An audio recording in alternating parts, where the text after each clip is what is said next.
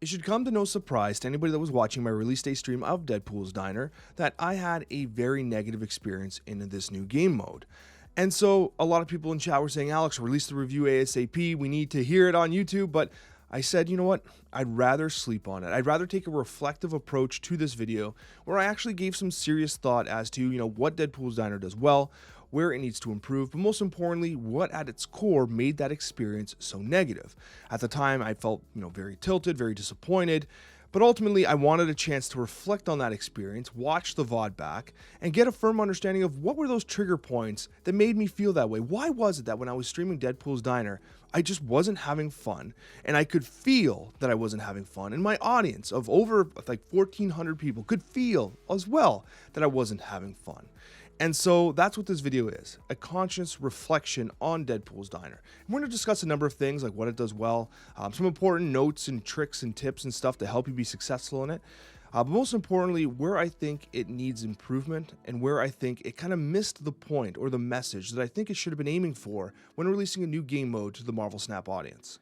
It all starts at the beginning, at the cereal table, where if you're anything like me, you played your first game, it snapped a bunch of bubs automatically, you had no idea what was going on. You lost your first game, and then what happened was you got a screen that popped up and said, hey, you need more bubs. You want to buy some bubs? And you're like, what?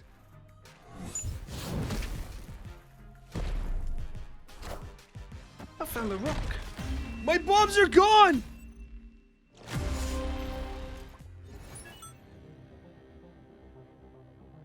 Oh my god, they're so expensive!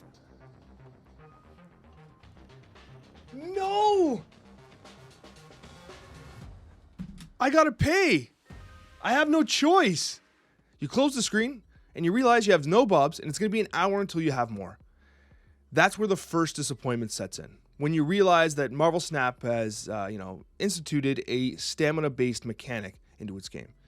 And while I know that these are common in mobile games, I'm gonna go back to saying this as I've said a million times before. I don't think Marvel Snap should be a mobile game. I think it should be better than that. And I think that it is better than that. And so it was kind of disappointing to see the implementation of such a system, which prevents people and time gates them into playing a brand new mode, which is supposed to be one of the most exciting things that they're playing this season. Not only that, but to have it happen after the first loss is insane. And that was a massive misstep.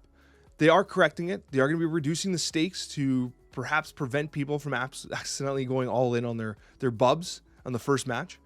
But there's a couple points there. First of all, it just shouldn't be that easy to lose all your bubs and have to wait an hour to get back into the mode. That's crazy. That's absolutely insane. You want people to get into the mode and experience it and have fun.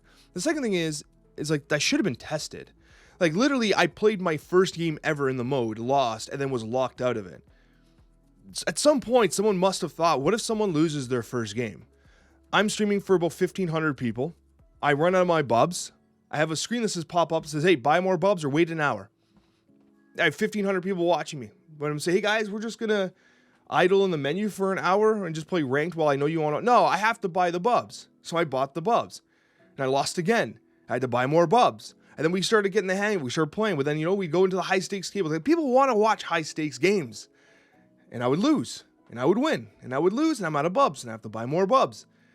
The issue was that these bubs were flying out, and it was very hard to track how you were actually utilizing and wasting your bubs.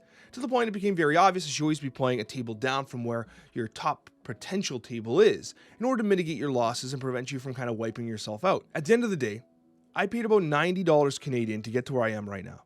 And I don't even have Cassandra Nova. That's crazy, right?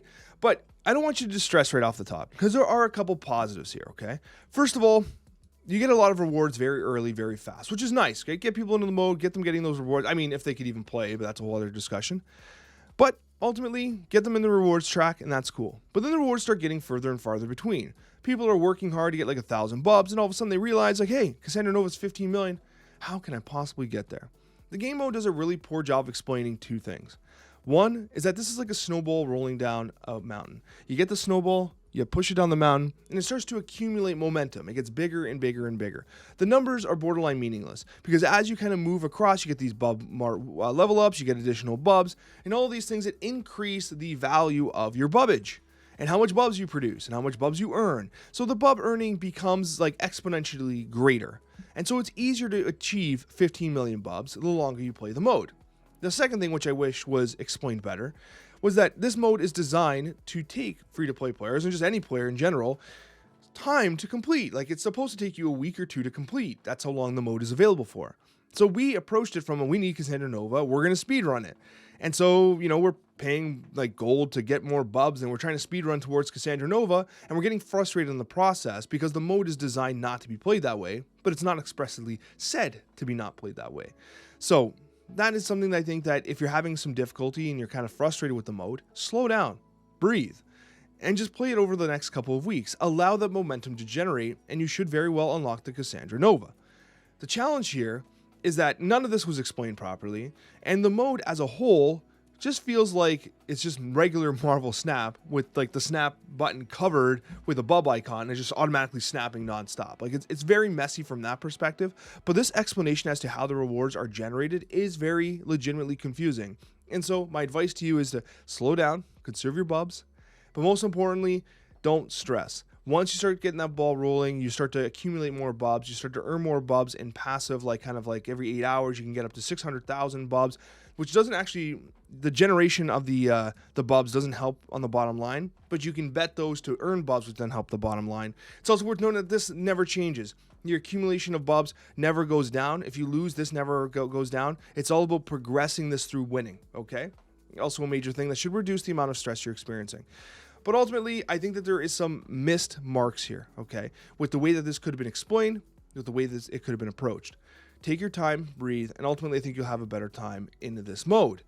That takes me to my next point. I would be remiss not to mention that Cassandra Nova is one of the core reasons why people are engaging with this mode, because they want an Airsham counter. And it's a little ironic, though not Second Dinner's fault, that basically the path to getting Cassandra Nova is through Airsham deck after Airsham deck after Airsham deck in Deadpool's Diner, as you gamble your bubs in order to try to get to Cassandra Nova. But the key thing I really want to talk about here is the actual direction of the mode itself. When the mode was developed, what was the key goal?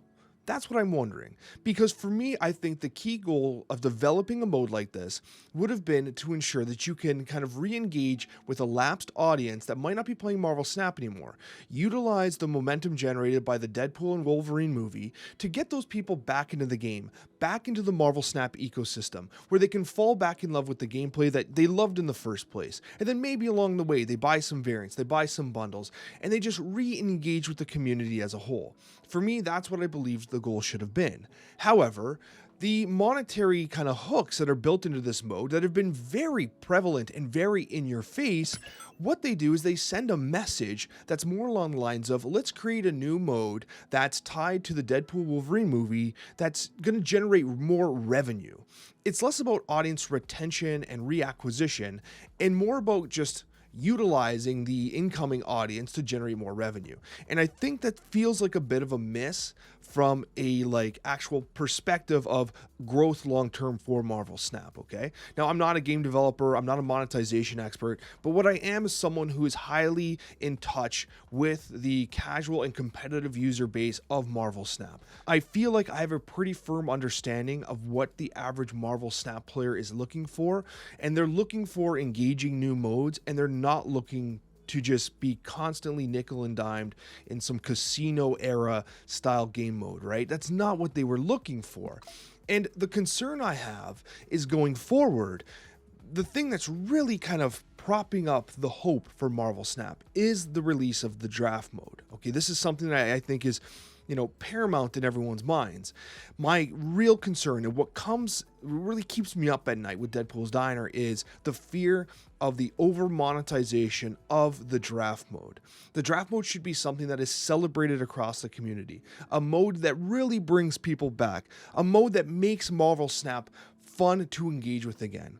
And if they do too many of these monetary hooks to just simply feel like they're trying to nickel and dime the people that want to engage with this new mode, I feel like people will have a very negative reception of it, much like this. At its surface, Deadpool's Diner is a fun little kind of tertiary mode for Marvel Snap. It's a fun deviation from standard Snap. But it's these monetary hooks and the way that the stamina gating is working that are turning people off from it. And I think that at the end of the day, if Second Dinner can take this as a lesson learned, okay, it will make the game better. I'm glad that they misstepped slightly with the monetization and the approach to the monetization with Deadpool's Diner, because hopefully those lessons are applied to the release of Draft, which is incredibly more important for the longevity of this game. I think that ultimately Second Dinner, their heart was in the right place here, and I think they missed on the monetization and the stamina mechanics. Allow them to tweak it. Give them an opportunity to actually fix this so that it can be the engaging mode that we know it should be, okay? Can they make some improvements to it? 100%. Like, start with as simple as whoever the voice actor for Deadpool was, like when they did the voice line, they should have had that actor doing voiceovers for like when the bubs doubled. Like, bubs doubled, got him, and all that kind of stuff as it doubled, because it's just saying snap. Like, it's literally just snapping, right? It should have been Deadpool's voice saying that the bubs are going up, the stakes are up, or whatever. Simple ways to improve the communication of the game, the way the game is being played, I think would have gone a long way. There are rewards here, and I'm happy for it. This is a step in a positive direction. However, the mistakes that were made have to be rectified. Lessons have to be learned, especially if Marvel Snap in the future wants to really land on their feet with something like a draft mode when that gets released, okay? I love this game. I want it to be successful long term. And that is my review of Deadpool's Diner. I'm trying to be as balanced as I can. I do actually like the mode. I just feel that the monetization hooks need to be toned down. And I think that we need to ensure that we're providing every player a very positive experience and a reason to love Marvel Snap again. Thank you so much for watching. Let me know in the comments what you think, and we'll see you on that next Marvel Snap video.